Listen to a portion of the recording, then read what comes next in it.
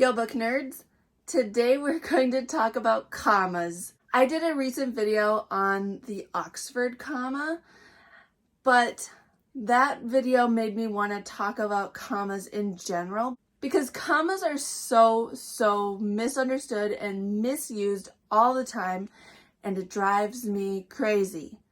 So, let's talk about it. I took a class in undergrad that was an intro to media writing class, and my professor on the first day said that this class should actually be called How to Use a Comma. And that professor drilled into my head how to use a comma properly. And so I want to talk about this because I notice in books so often, not just writings of other people that I know, like I see misused commas all the time, but even in books all the time, I see commas misused and it drives me crazy. So we're going to talk about it. The biggest misconception about comma use is that, quote unquote, commas indicate a pause. If there's a pause in a sentence, you need a comma. That is false. That is not how you use a comma. So get that out of your head right now. A pause does not mean a comma. Sometimes it's a good indicator that there's a comma there, but it is not the rule. It is a correlation. It does not mean you put a comma there. I'm going to go through 7 ways to use a comma properly. 7 times in writing when you would use a comma, if that makes sense. Guess I don't really know how to word it, but that's what we're going to do today. So first, you would use a comma if you are combining 2 independent clauses with a conjunction. So it would be independent clause, comma, conjunction, independent clause. So here's an example sentence. I love to read, comma, and I love pizza. Period. That would be one way to use a comma correctly. If you don't have the conjunction, you do not use a comma. If you are putting 2 independent clauses together, I love to read, I love pizza. First of all, that's a really bad sentence, but you would use a semicolon, not a comma. But that is the first way to use a comma. Number 2, use a comma after an introductory phrase, clause, or word that comes before your main clause. For example, in the morning, comma, I make coffee. In the morning does not need to be there. It's introductory, and it could be taken off, and your main clause, I make coffee, still makes sense. So you need a comma because you're adding that introductory information. Number 3, use a comma when you're inserting a phrase, clause, or word into a sentence or at the end of a sentence. If you're inserting it into the middle of a sentence and it's not necessary to the sentence, then you need commas on either end of it. So for example, Jordan, a booktuber, likes to make videos online. So you'd have Jordan, comma, a booktuber, comma, likes to make videos online. The booktuber part could easily be taken out, and Jordan likes to make videos online still makes sense. You're inserting that other information in there, so you need commas on either end of it. You can also insert information at the end of a sentence. For example, I love to go to Bemidji, comma, a northern Minnesota town. Period. You only need 1 comma for this one because you're adding it on the end. And so then you would end it with a period. But you could easily drop off the a northern Minnesota town and your sentence still makes sense.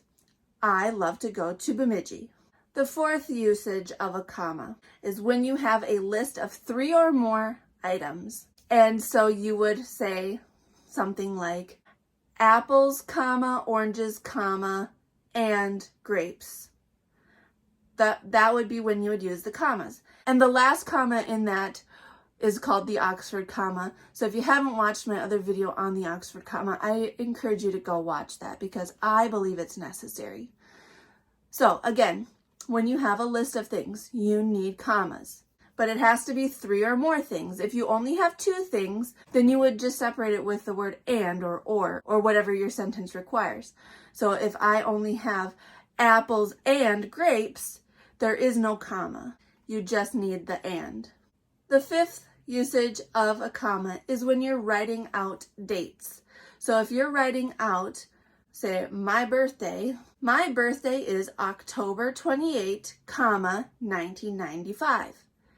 You need the comma before the year when you're writing out a date like that.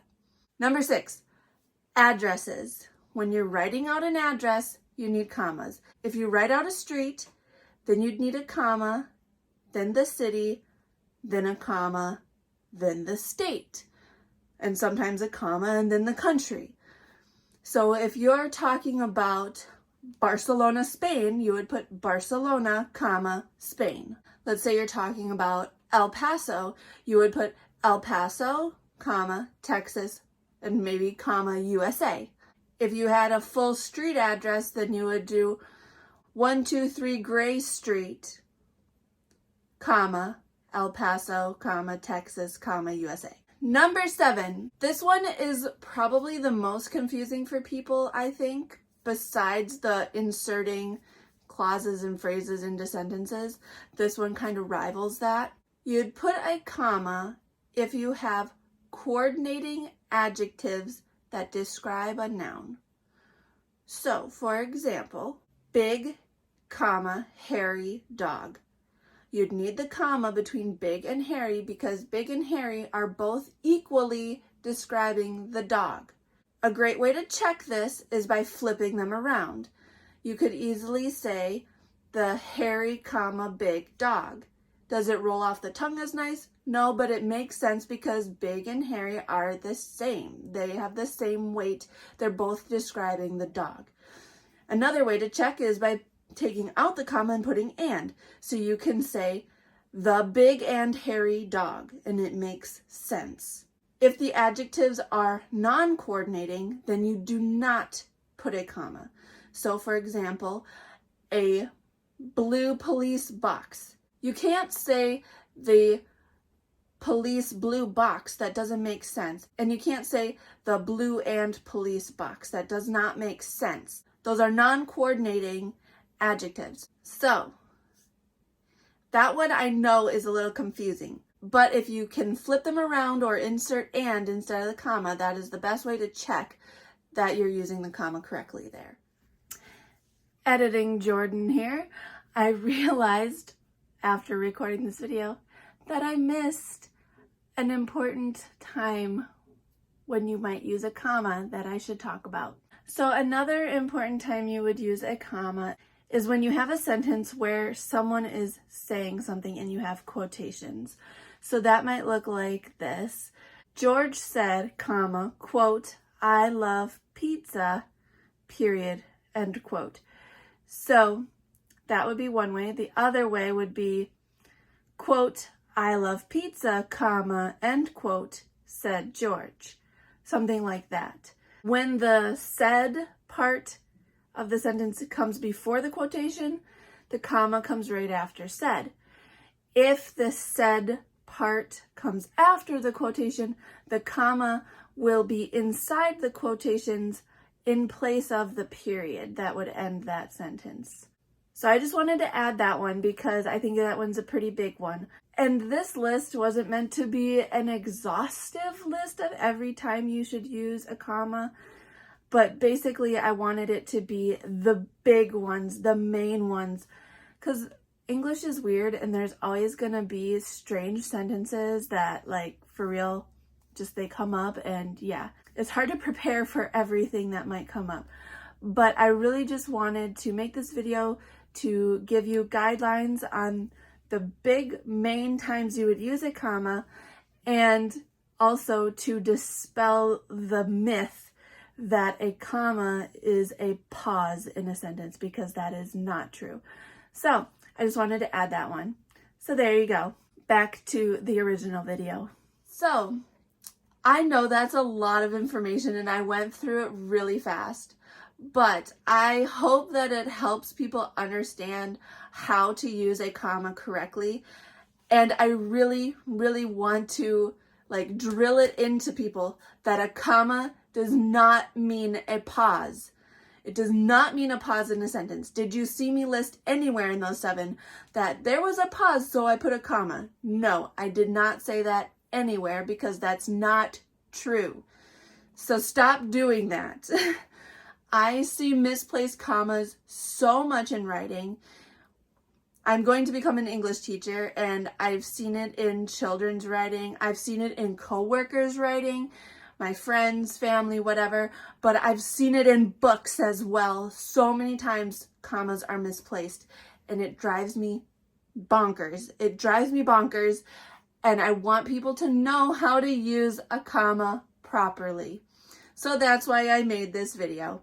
I hope it helped you. And now you'll be like me, maybe, when you read and you see a comma that's not supposed to be there, or you see where a comma should be, and you'll be like, oh my gosh, this does not make sense now.